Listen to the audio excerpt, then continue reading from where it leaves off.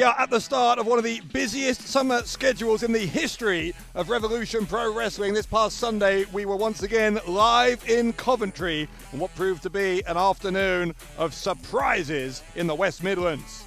The show began with a match that had taken on something of a personal edge in the past week when Liam Slater had said that Cameron Kai was something of an afterthought. So Kai entered Coventry looking to prove that he is anything but an afterthought, and prove it he did, taking the fight to Liam Slater. But Kai, still in the early part of his career, was giving up a lot in experience to Liam Slater, and in the end, that is what proved to be the difference. Slater able to catch Kai in a crucifix pin to secure the victory. After the match, Slater seemingly wanted to talk to Kai. Kai had no interest, but Slater continued to pursue him backstage. We don't know what any of that was about, but we will continue to monitor that in the weeks ahead.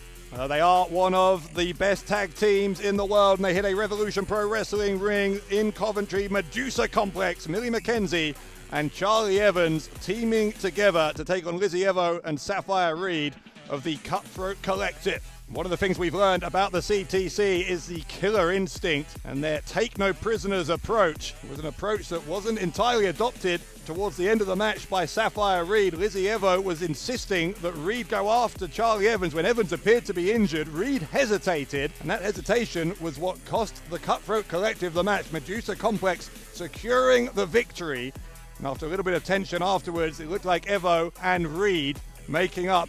Reed promising that she will do better for the CTC moving forward. Chris Rididgeway is a man who had been on something of a winning streak coming into Coventry, looking to prove a point against Nino Bryant. And as you might expect, Rididgeway dominated large portions of the match against the youngster, although Bryant more than held his own. Another creditable performance from the eldest of the Flying Bryant brothers. Ultimately though, Rididgeway just too much for Bryant. A devastating brainbuster, enough to put him away. Rididgeway perhaps with one eye on the British J Cup coming up in Stevenage on June 14th. Just 8 days after that British J Cup, we're going to be at York Hall, Bethnal Green for the Revolution Rumble, when Michael Oku will be defending the undisputed British Heavyweight Championship against whoever wins the #1 contender tournament that is currently in progress. The third and fourth of our quarter-finals taking place in Coventry, beginning with the youngest in charge, Leon Slater, against TK Cooper. A back-and-forth contest between these two, but just like 2 weeks ago in London, when Cooper took a shortcut, he did something similar here, grabbing the middle rope on a roll-up to get a surprise victory against Leon Slater and advance to the semi-finals.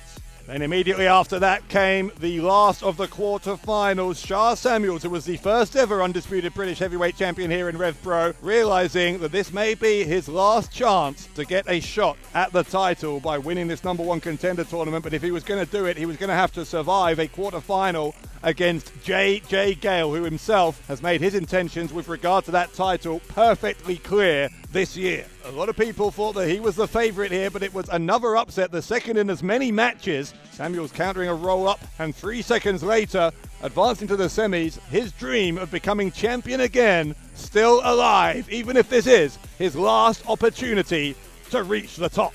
The Young Guns are at the top when it comes to tag team wrestling. They are the undisputed British tag team champions. The Young Guns took on 2 of the 3 Flying Bryant brothers. And just like their elder brother earlier in the night, Zandra and Leyland putting on an incredible performance against the champions. But finally, the raw aggression of the Young Guns. Too much for the youngsters to handle. The Young Guns won, but they were not done, continuing to attack the Bryants after the bell until, surprisingly, CPF making the save, bringing out some steel chairs as well. Remember, steel chairs and everything else will be legal when it's no DQ between these guys at the Revolution Rumble on June 22nd in York Hall.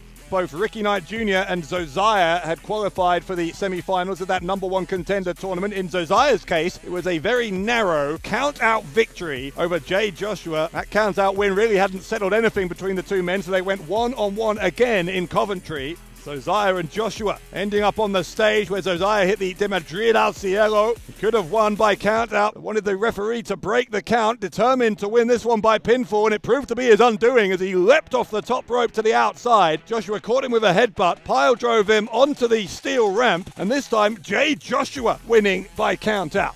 But undoubtedly another result that doesn't settle the differences between these two fierce competitors. if you're talking about fierce, you've got to be talking about the comments that Emerson Jane made about Kangji a couple of weeks ago in London when she said that Kangji let down the women's locker room by failing to beat Mercedes Moné at high stakes. Jane went one-on-one with Kangji in Coventry, but then in the closing moments, dragging the referee towards Kangji to escape a submission hold for dropping Kangji on her head with the inverted pile driver to secure the 1-2-3.